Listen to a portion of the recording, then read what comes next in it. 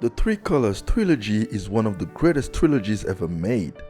These movies that ran from 1993 to 1994 contain some of the best personal storytelling ever put on the big screen. However, with all the symbolisms and metaphors and some very expressive filmmaking, it is sometimes a bit hard to understand the point of it all.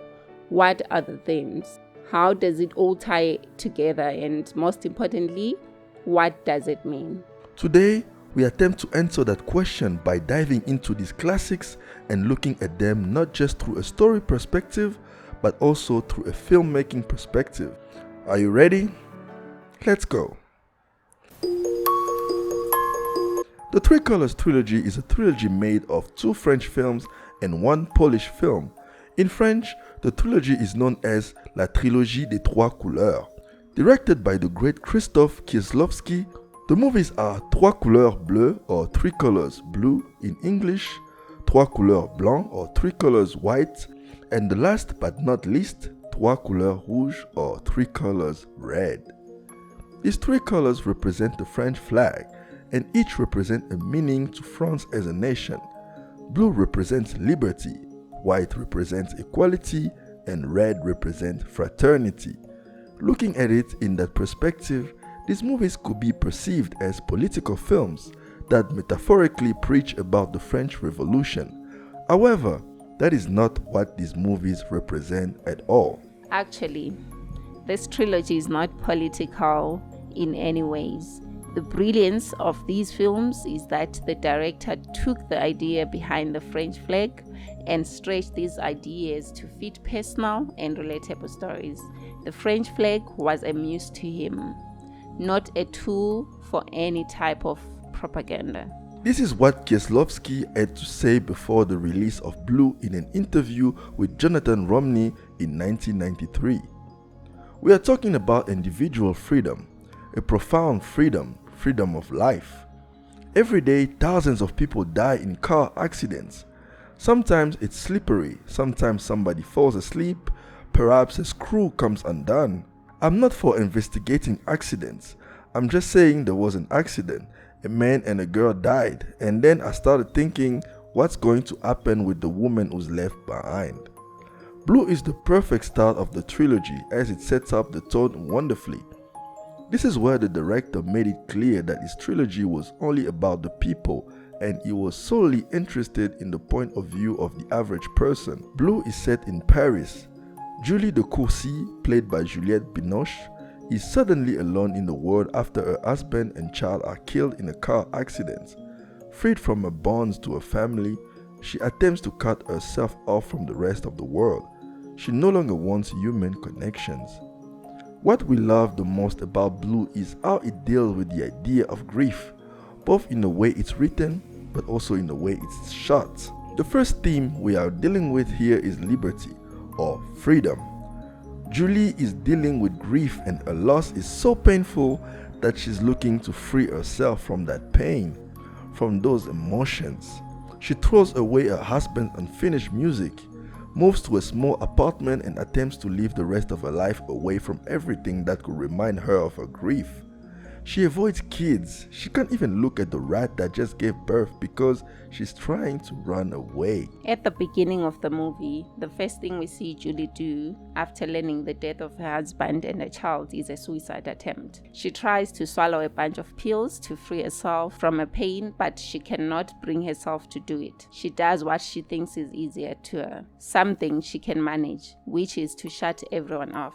Her character development is centered around that desire of being free from her emotions, free from the pain, until she realizes that facing her grief is the only way to be truly free. The visuals and the music accompany these ideas so well that this movie turned out to be a much more immersive experience than anyone could have anticipated at the time. Not a lot of people realize this, but the color blue is actually used throughout the film as Julie's grief itself. The first thing she asks when she gets back to her house is if the blue room had been emptied. Vous avez fait ce que je vous ai demandé? Oui, Vous avez tout enlevé dans la chambre bleue? tout. Then when she enters the room, she does this.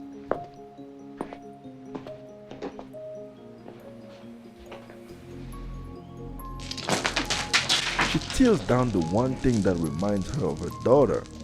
Yet, she keeps it and brings it to her new apartment. Every time she looks at it, she's reminded of what she's lost. The color blue even appears when she's closing her eyes, trying not to think about her husband and daughter. At the beginning of the movie, right before the accident, the whole color palette is blue when the camera is focused on the family. For the rest of the movie, the color palette is pretty balanced with different shades of different colors until Julie has to do something that is related to her grief or her pain, like when she calls Olivier, her husband's partner, to sleep with her. Blue is extremely dominant when the camera turns to Julie to signify that this is not an act done because of any feelings she has for this guy. It is just another attempt at forgetting. If you look at the color blue that way in this movie, then every scene of Julie diving in this massive swimming pool gets a deeper meaning. As if anytime she tries to run away from her grief, she dives deeper and deeper into it. It is simply brilliant filmmaking. Blue is by far the most symbolic movie of the trilogy. Everything is extremely expressive in this movie, from the cinematography or the amazing score, which, like a real concert, drives all the emotional beats of every scene.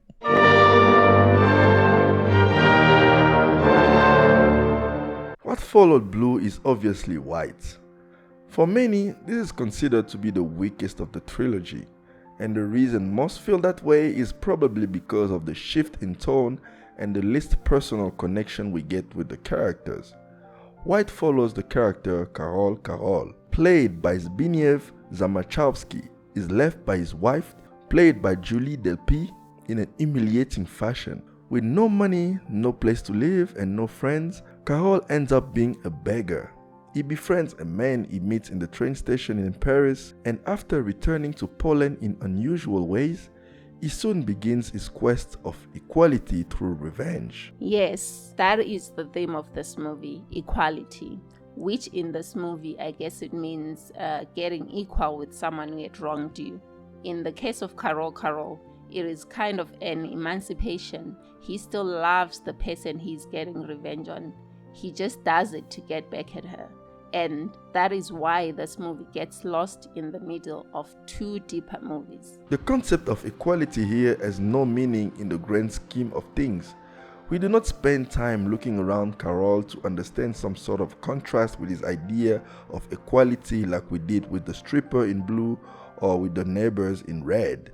There's nothing much to explore other than what is on the surface. In terms of visuals, you could say the same as the director here uses white differently than he did with the color blue. He's not interested in giving a deep meaning to the color white, but rather use it as a reminder that the character is obsessed with his ex-wife and that she follows him everywhere because she's constantly in his mind. Early in the movie, we see a flashback of their wedding, and it's bright and the color white dominates the screen. That is how Karol sees his marriage. The movie is dominated by snow and white scenery, even the scenes that do not involve his wife, as a way for the filmmakers to let us know that somehow at the back of his mind, Karol is still thinking of his wife and he still loves her deeply. In a way, the movie is obsessed with the color white, as Karol is obsessed with his wife. Personally, I don't like being too harsh on this movie, because as a standalone film, it is still solid, and to me, it is a bright spot in an otherwise pretty depressing trilogy. It is the balance between the two. Zamachowski, the actor playing Karol, was asked to watch Charlie Chaplin's movies to prepare for this role, and that was because Kieslowski wanted him to bring energy and a much needed sense of levity not just to this movie, but to the trilogy as a whole. When it comes to Red, I think that is where Kieslowski brings everything together. It has the best of the previous two films, the visual meaning of Blue and the energy of White. The theme here is fraternity.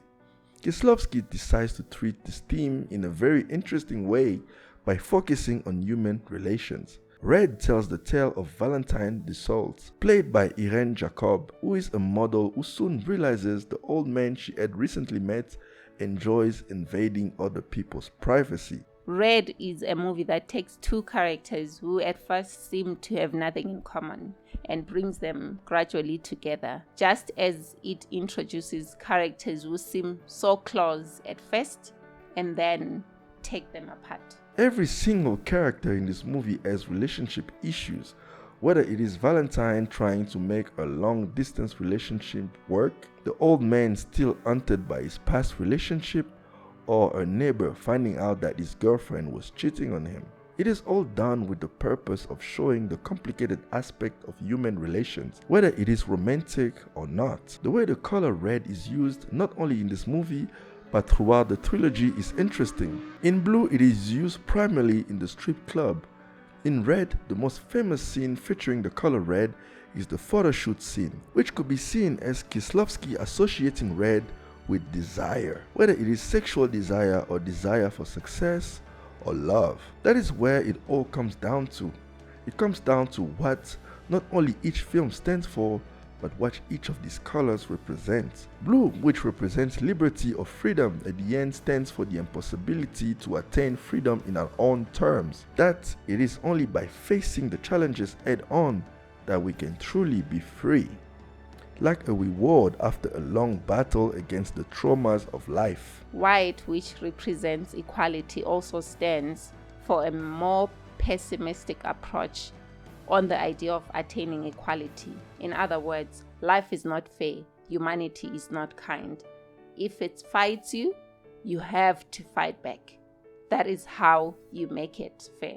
And lastly, red, which represents fraternity. It stands for the imperfection of human relations, the beauty of it, but also the ugly side of it, and faithfulness, lies, but also compassion, love, and hope. Kieslowski himself had a very pessimistic interpretation of his three films, as he believed none of these ideas can be achieved outside of politics. He said, "They are impossible to attain from the point of view of individuals. Politically, perhaps. Apart from equality, of course. You can say, I want to be free, but how do you free yourself from your own feelings, your own memories, your own desires? Perhaps we can't function without them, which automatically means we are not free. We are prisoners of our own emotions." At the end, the Three Colors trilogy achieved what it was set out to do, which was tell personal and relatable stories. It is also fascinating how, despite tackling such serious subject matters, it managed to be real fun as well. For example, it is pretty cool how Carol appears in the first movie, and the exact same scene is present in White as well, where Julie accidentally walks in the courtroom where Carol and his wife were being judged. Or something as simple as this old lady trying to get a bottle in the trash and failing in blue and in white, until Valentine finally helps her in red. Or how at the end of Red, it is revealed that all the main characters from all three films were in the same ferry to England. This just shows how much Kieslowski and his collaborators cared about this trilogy, both on a story and a filmmaking point of view, and that whatever your interpretation of these movies may be, as long as it translates to total respect for what they created, it is accurate. Thank you for watching.